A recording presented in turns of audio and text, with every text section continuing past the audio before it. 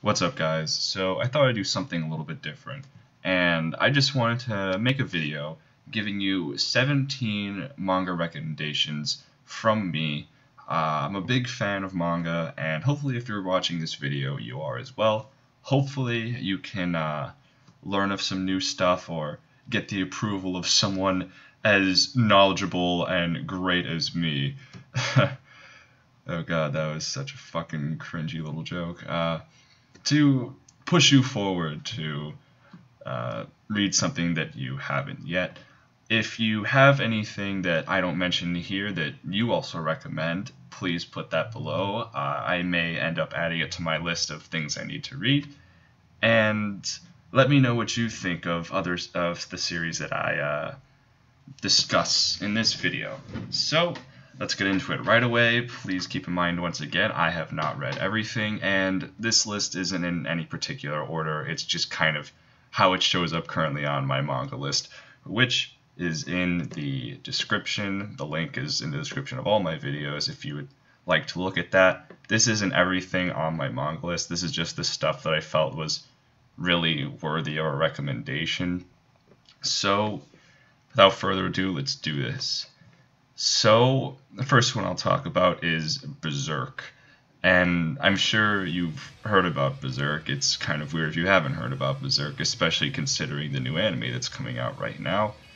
Berserk is the tale of Guts. It starts out with him in a mercenary group, and then it just goes into this crazy, supernatural, it's crazy. Some of the best art, some of the best storytelling in any manga, and it's really just something else. It's really its own thing. You can't compare it to much else except for like maybe Dark Souls, but that's heavily inspired by Berserk.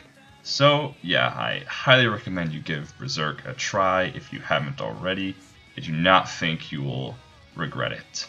So the next one, this is not the only one that's going to fall into this category of manga that already have a popular anime that's come out.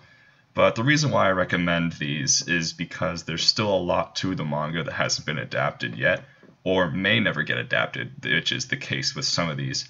And I feel it is worth your time to check out this other content that wasn't in anime form. So the one I'll be recommending to you now is My Hero Academia. Now, the first season of the anime ended fairly recently, and they have confirmed that there will be a second season. But the manga is still a considerable length. It's 100 chapters, actually. This week we'll have the 101st chapter coming out as of uploading this video. And I don't think they'll even get there, or even get very close to there in the second season. There is a lot for you to check out. I've recommended this to at least 3 or 4 people by now, friends of mine, and they've all absolutely loved it. If you don't know about it, it's about this kid named Midoriya who is in a world of people that have these superpowers pretty much. It's kind of like some X-Men shit where people are just born mutants with powers, but it's become the norm at this point, and he's weird for not having one. And then he meets the greatest hero of all, All Might, and then it just goes from there. He gets All Might's powers, and it's wonderful. I highly recommend checking out. It just goes way more in depth with the whole hero and villain situation, and great designs, great fights, great writing, lots of content per chapter. Highly recommend it. So the next one I recommend is Gintama. Now, I recently made a video discussing my thoughts of the Gintama anime. If you'd like to check that out, the link is in the description. But the Gintama manga, I recently started reading it. If you watch all of the Gintama anime, there's actually a few arcs that are in the manga that they just decided to skip over, and I don't think they'll get to some of them ever in the anime if they ever make another season, because some of them involve characters that wouldn't be able to do those things that are in those little arcs. Let's just put it like that. But even still, it goes off of the most recent arc that happened in the anime, and oh wow, oh, oh wow, man, it's really getting serious, and Gintama is very good when it's serious, and it's fantastic. I can't recommend Gintama anime or manga enough. Great art for a weekly, actually. Fucking fantastic art. My Hero Academia also has really nice art as well. I didn't mention that earlier. But really fucking good art. Great comedy as always. Some really great action scenes are happening now. And again, can't recommend Gintama enough. Now, this one, I wouldn't really fault you at all for not reading this one off of my recommendation, because it's quite a commitment. The next one is Hajime no Ippo. I think this is one of the longest manga that is currently being published still. It's been continuously published since like something like 82 or whatever. It is long as hell. Almost 1,150 chapters are released currently, and that is insane. To be fair, there are 3 different anime series of it, and that covers a fair amount, something like 400 something chapters, but yeah, that's not even half of what there is of the manga. And like all of the recommendations I've had up till this point, the art is fantastic. It's definitely one of the best sports manga out there. It's not the last sports manga that I'm going to discuss on this list, and it's just a wonderful tale of a little kid that starts out weak and then becomes this great boxer through all of his efforts, and Ippo is just the most wonderful person, and it's a fucking great manga, some hype ass fights, and can't recommend it enough. Now, I don't even think I need to really talk much about this next one, seeing as how my channel is themed quite heavily towards this series, but I have to do it. Now I'm going to talk about JoJo's Bizarre Adventure. JoJo's is, I wouldn't say easily, but is undoubtedly my favorite manga.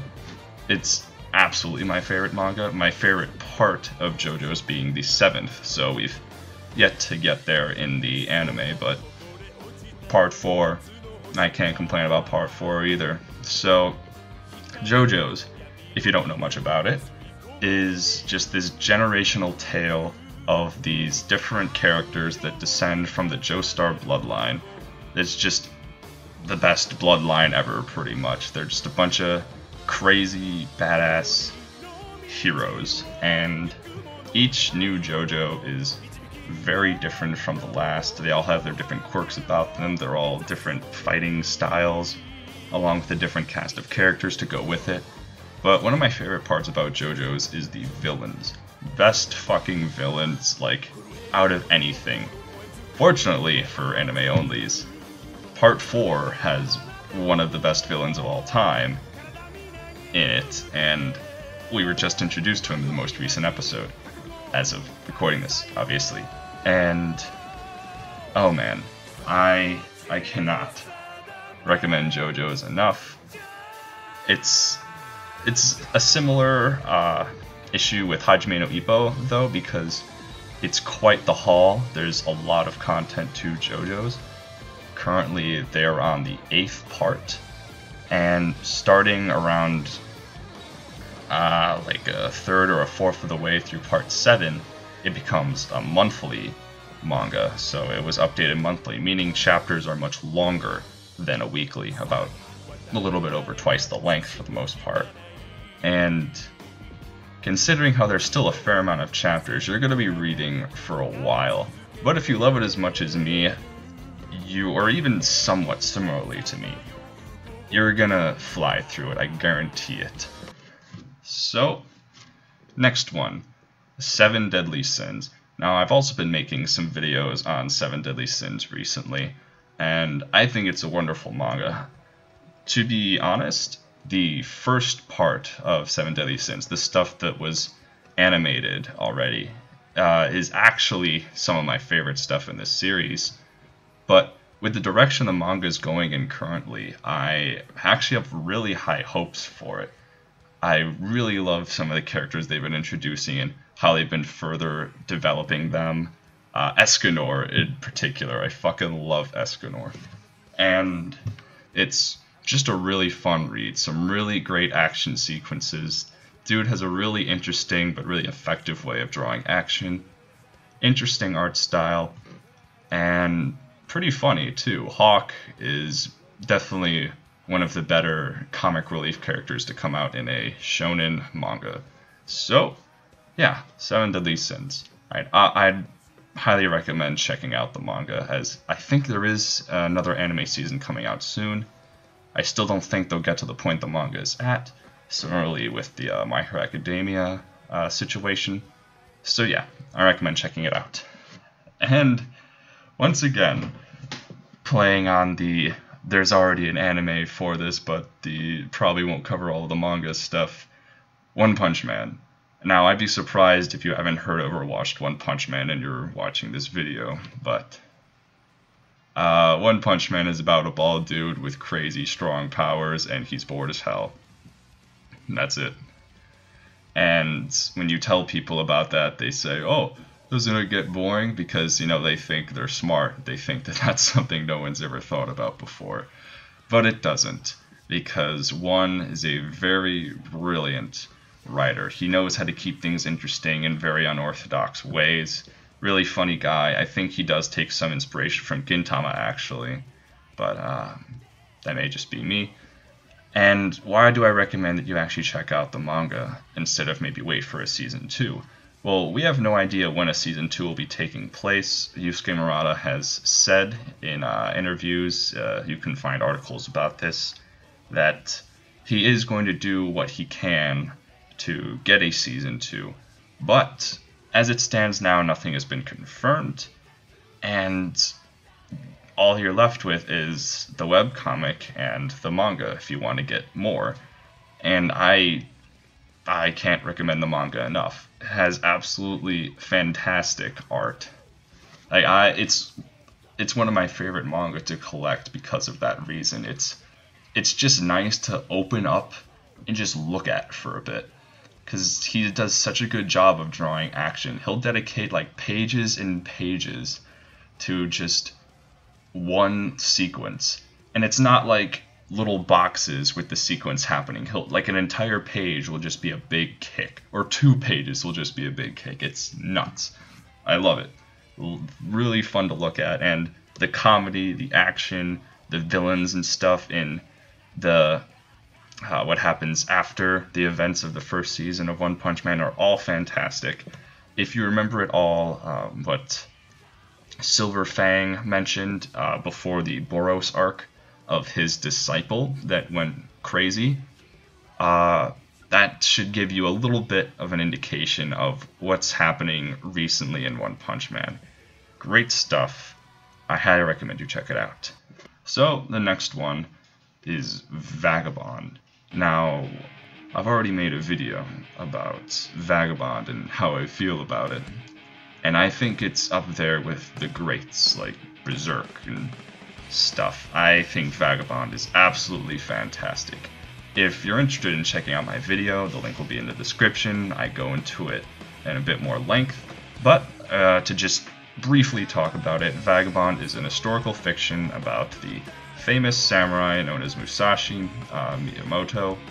He's the man that developed the two-sword style, and just the psychological and philosophical approach that this manga takes, along with the incredible art and incredible fight scenes, is just absolutely wonderful. The one downside to this manga is that the update schedule is seemingly non-existent as of uploading this video.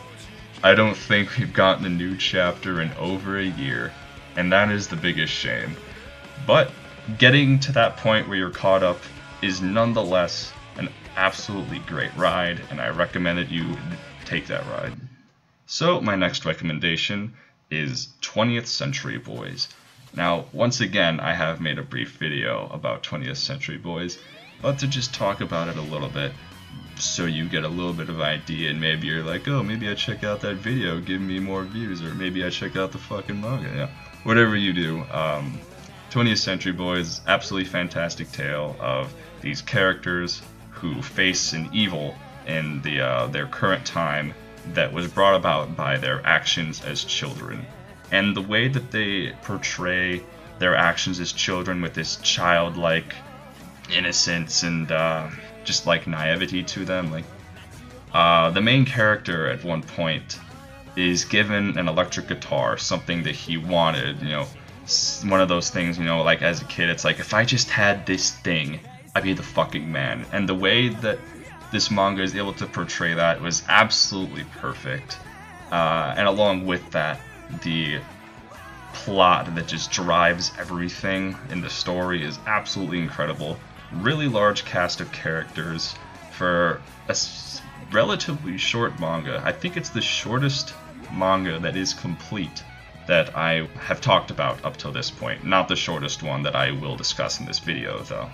And each character feels fleshed out and important, and you should absolutely check out this manga. The mangaka, forgot his name, but he's also gone and done Monster. He's currently working on Billy Bat, and this is considered his magnum opus, his greatest work. So that should tell you something about the quality of this manga. Go check it out. So the next is Akira. I'm sure every single person here has heard of Akira, the movie, or watched the movie. But I prefer the manga. Yes, I prefer the manga. And the reason is very simple. There is more content to the manga than the movie, which is usually the case with like, oh, the book was better kind of thing, but trust me. The events that take place at the end of the movie could be considered a halfway point for the manga. And then from there, it goes in a completely different direction with this completely just dystopian just world and all these different crazy aspects of it that they delve into further with the powers of Tetsuo and yeah, I don't want to say much else in because I risk spoiling some really great things, and I dare not do that to someone. But believe me when I say that the Akira manga is absolutely worth your time, even if you've watched the movie, maybe even more so if you've watched the movie. So please check that out, do yourself a favor. Next is Eyeshield 21. This is the other sports manga that I'll be covering in this video, and it's hard for me to decide which is my favorite sports manga between Eyeshield and Hajime no Ippo, because both have a large cast of characters that I love each and every one of them. Really great MCs in my opinion. Sena in Eyeshield 21 I think is an absolutely wonderful MC. They kind of take this weird superhero approach with him being Eyeshield 21, this incredibly great runner, and it's about football. Now, I know what some of you may be thinking. Football and otakus, they don't mix. Maybe I don't want to check this out. And believe me, I actually don't like football that much. But it doesn't matter for Eyeshield 21, because the way that the man himself, Yusuke Murata, yeah, the guy that draws the One Punch Man manga, is able to draw Eyeshield 21's action sequences is really easy to follow and really great to look at. The characters are phenomenal. They're so much fun to see all the interactions with them. Really good gags thrown in there too. It is also fairly comedic, along with having just a nice story, and you get to watch this small high school football club grow from like 3 or 4 people and struggling just to be able to play a game to being this powerhouse that it eventually becomes, and it's absolutely wonderful. I can't recommend it enough. I especially recommend it if you're skeptical just because it is football, because I think it may blow your expectations. Please check out Eyeshield 21. The next one is Gameran. Now, Gameran is not too well known. It came out fairly recently. I think it stopped publishing in 2013, and it's only 194 chapters long, so fairly short read. But what it's about is this one school of sword techniques called the Ogame School, and the people there, and specifically the main character Gama, entering into this tournament to determine what is the best sword style or fighting style in all of Japan. And the setting is specifically this area that's known for having really strong people that you don't want to fuck with. And you get to explore the people in there, and the tournament, like, it takes a really interesting approach to the standard tournament, and then it just takes like a 180 towards the second half, and it just becomes all-out war and some really great action sequences. Some of my favorite action in manga, because it takes a more realistic approach to sword fighting, while still it sprinkles in that shonen anime manga goodness in there as well, just to keep things especially exciting. I don't think it goes too overboard, and it does a really good job of portraying the little intricacies in their techniques to a point where it is somewhat believable, and I think that's absolutely wonderful. Short read, but very entertaining read. I highly recommend you check out Gameran. Next is Gantz. So, some of you may have heard of Gantz already. There was an anime for it, and I do believe there are 2 live-action movies made for it. But I still highly recommend you check out the manga, because I don't think the anime does the manga any justice whatsoever. I have not seen the live-action adaptations of it, so I can't talk about those. But I know for a fact that those probably did not cover all the content in the manga. Now, I like to consider Gantz to kind of be a more sci-fi version of Berserk, because the level of gore, explicit content, like violence, nudity, and stuff like that, is fairly on par with Berserk, except the setting is different, pretty much. Gosh, a lot of fucking death in Gantz. And the action and the art is actually fantastic. It has some of my favorite action sequences in manga. I don't want to talk too much about Gantz, because part of the fun of reading Gantz is going into there and not knowing anything, and just having this huge mystery of what's going on, why are they doing this kind of thing happening. Again, that sounds very vague, and I'm sorry if I'm not explaining it too well, but again, I think it's best gone into not knowing anything. So, read, just read a few chapters, just check it out. It's definitely more of a niche thing, but if it is something that you end up being into, I promise you that all the way till the end, you will just be absolutely just absorbed in it. You will not be able to put it down. So, Gantz, check it out. Next is Fist of the North Star. Now, I think that they have been able to cover all of the manga in the really old anime for Fist of the North Star, but it's just that. It's a really fucking old anime. And the problem with really fucking old anime, like 80s style animation kind of stuff, is it just looks so dated. The audio does not sound good. It sounds worse than my fucking audio. The animation is crappy at best, to be honest. Like, a panning shot probably just used up all of their budget. The art does not hold a candle to the manga art, and overall, it's pales in comparison to the manga. Now, the one thing the manga does not have is voice acting, because you can't really substitute Kenshiro's Bruce Lee-esque voice in a manga, obviously. So it's missing that, but literally everything else is better in the manga. I think the pacing is fantastic. There's 200-something chapters in Fist of the North Star. It's really not a long read, but a lot of stuff happens. I don't think it's like too fast-paced either. I think it's good enough. You know, it starts out as kind of like one-off stories of Kenshiro going around doing these deeds of good with his super kung fu.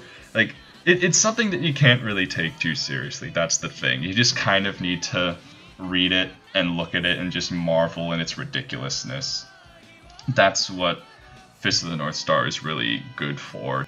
Just to laugh at it and enjoy the art and the action, because those are actually really good. It's got some really good art and some really fun action sequences. The dialogue also ranges from hysterical to just straight up samurai epic greatness kind of thing, and it's a fun read. I can't really tell you like best manga ever, great story kind of thing. I can't. It's just a silly fun. That's what you get with Fist of the North Star. If that sounds like your thing, I'd check it out.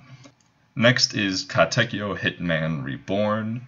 Now, I say that Katekyo Hitman Reborn and Gintama are extremely similar.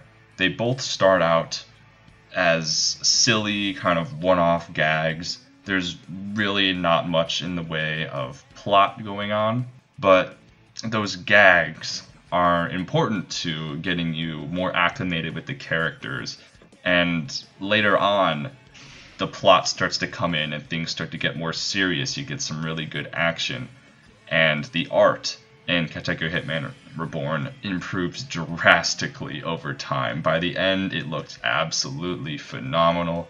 The action scenes look great. I always found myself really absorbed in the plots, especially later on. Really good feels to be had, and just a wonderful cast of characters. I would say the one downside, after it starts to get more serious, it gets out of gag territory, is the ending does seem a bit rushed. I think it was rushed because it was getting canceled or something. I can't really imagine why, at least from a Westerner's perspective that got to binge read it, because I enjoyed it all the way up to the end. But it is absolutely worth your time if you do enjoy yourself some comedy, if you're like a fan of Gintama or something, and you like some solid action scenes with some really interesting abilities, really fucking interesting abilities. So, it sounds like your thing, check it out. Next is Soul Eater. Now, again, Soul Eater has its anime, but the problem with that anime is there is a point where it starts to really deviate from the manga, and I think this was a turn for the worst for them. They had an anime-only ending that really didn't make a lot of sense. I thought it was just kind of really ass-pulley, and nah, that was not good. It was not a very good end to a really great series. But also, the manga has incredibly good art, and the mangaka just does such a great job of detailing out the action sequences. Like, you see every little detail that happens. Well, for the most part, there's some things that you can just obviously fill in, that's part of manga, but you can see how they're able to get it to animate so well in the anime just by looking at this manga. Also, the fight with Mifune and Black Star. If you've watched the anime of Soul Eater, you probably remember that fight for it having a nice climactic ending, but in the manga, it is about infinitely better. It roughly infinitely fucking better in the manga. It just had me losing my goddamn mind when I saw that shit. So, things don't end in the Soul Eater manga where they end in the anime. Obviously, that was an anime ending. And from there, things just continue to get even crazier, with a very climactic end taking place on the moon. That's all I'm going to say about it, but they go to the fucking moon for the end of the series. And the way that it ends off wraps everything together, just gives you this nice, finished feel that the anime just did not have. And overall, it just has more content than the anime does. I highly recommend you check it out. Really fun read. And my final recommendation for today is not technically a manga, it is a manhwa, which is the Korean version. Yeah, I'm going fucking Korean with this one. This one is Veritas. Now, Veritas is an odd case. It's pretty short. I think it's only like 80-something chapters, and it really is a different series. On a surface level, you can just consider it like this one kid goes to a high school where they learn how to fight, and then they fight. That's putting it really, really simply. And I don't think that that kind of a description would do it justice, because the MC, Gangrion, at least I think that's how you pronounce his name, is probably one of the most entertaining MCs I have ever seen. He's just there to fight, and he doesn't give a single fuck.